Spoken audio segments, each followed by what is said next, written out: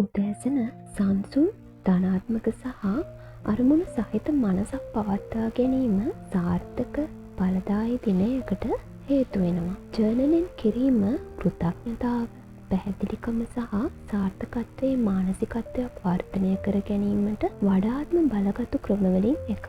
මෙම වීඩියෝවෙන් ධනාත්මක බව ආකර්ෂණය කර ගැනීමට, ඔබේ ශක්තිය පෙළගස්වා ගැනීමට සහ ඔබේ ඉලක්ක ප්‍රකාශ කිරීමට උපකාරී වන සරල නමුත් ඵලදායී උදෑසන ජර්නලින් කිරීමේ චර්යාවන් හරහා මඟ පෙන්වීමක් තමයි මම මෙයින් සිදු කරන්නේ. ජර්නලින් කිරීමට පැය ගණනක් ගත කරන්න අවශ්‍ය වෙන්නේ නැහැ. සෑම උදෑසනකම මිනිත්තු කිහිපයක් පමණක් වැය කිරීමෙන් විශාල වෙනසක් කරන්න පුළුවන්. ඒ නිසා ඔබටත් මෙය සිදු කරන්න පුළුවන්. හොඳයි.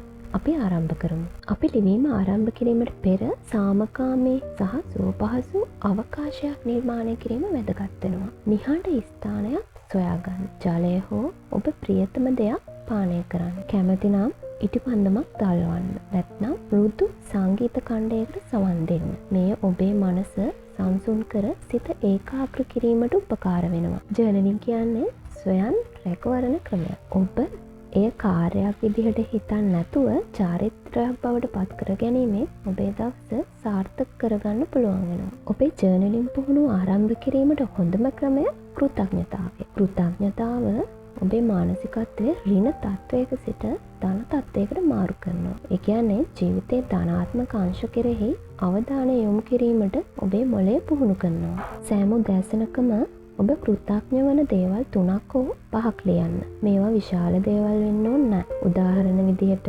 මට සුවපහසු ඇඳක් තිබීමත්, මගේ ජනේලයෙන් පිටත කුරුල්ලන්ගේ ශබ්දය ඇසීමත්, නව දිනයක් ආරම්භ කිරීමට අවස්ථාව ලැබීමත් පිළිබඳව මම කෘතඥ වෙමි වගේ සරල දේවල් ලියන්න පුළුවන්. ඔබ ලියන විට ඔබේ හදවතේ කෘතඥතාව සැබවින්ම දැනෙන්නට හරිනවා. හැඟීම් ශක්තිමත් වන තරමට බලපෑම වඩාත් බලවත් වෙනවා. කෘතඥතාවෙන් පස්සේ ඊළඟ පියවර වෙන්නේ දවස සඳහා පැහැදිලි අභිප්‍රායන් සැකසීම. අභිප්‍රායක් මාර්ග සිතීමක් වගේ. ඒ ඔබේ අවධානය සහ ශක්තිය නිවැරදි දිශාවට යොමු කරනවා. ඔබෙන්ම මෙහෙම අහන්න.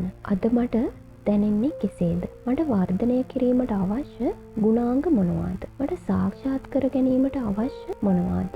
ඒවා දැනටමත් සිදුවෙමින් පවතිනවා වගේ වර්තමාන කාලය තුළ අභිප්‍රායන් 1ක් හෝ 3ක් ලියන්න. අභිප්‍රායන් සැකසීමෙන් සිදුවන ඕනෑම දෙයකට ප්‍රතිචාර දැක්වීමට වඩා ඔබට ඔබේ දවස නිර්මාණය කර ගැනීමට හැකියාව ලැබෙනවා. ඇෆර්මේෂන්ස් නැත්නම් තහවුරු කිරීම යනු ඔබේ යටිසිත නැවත රීප්‍රෝග්‍රෑම් නැත්නම් වැඩසටහන් ගත කිරීමට උපකාරී වන ධනාත්මක ප්‍රකාශයන්. දිනපතා නැවත නැවතත් ලියන විට ඒවා විශ්වාසය වැඩි කරනවා. ධනාත්මක අත්දැකීම් ආකර්ෂණය කරනවා. ඒ වගේම ඔබේ මානසිකත්වය බලගන්වනවා. ඔබේ ඉලක්ක සහ ශක්තිය සමග සමාන වන සහතික කිරීම් 3ක් හෝ 5ක් ලියන්න.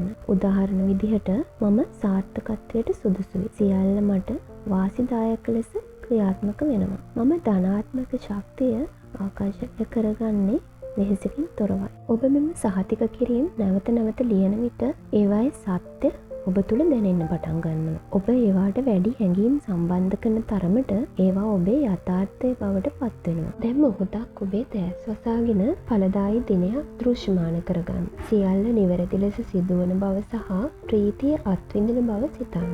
දෘශ්‍යකරණය යනු ප්‍රබල ප්‍රකාශන මෙවලමක්. මොකද ඔබේ මොළය සැබෑව සහ මවා ගැනීම නැත්නම් පරිකල්පිත අත්දැකීම් අතර වෙනස හඳුනාගන්නේ නැහැ. දෘශ්‍යකරණයෙන් පසු ඔබේ ජර්නලින් පොත දිගහැර විනාඩි 5ක් 10ක් නිදහසේ ලියන්න.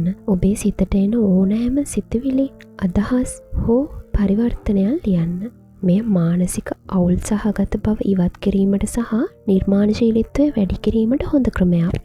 ඉතින් මෙම සරල උදෑසන ජර්නලින් කිරීමේ චර්යාව ඔබට පැහැදිලි මනසකින්, කෘතඥ පූර්වක හදවතකින් සහ ධනාත්මක දෘෂ්ටියකින් ඔබේ දවස ආරම්භ කිරීමට උපකාරී වෙනවා. සතියක් පමණ ඒ උත්සාහ කර බලන්න. දවසින් දවස ඔබේ ජීවිතයේ සාර්ථකත්වය කරා ගමන් කරන බව ඔබට දැනේවි.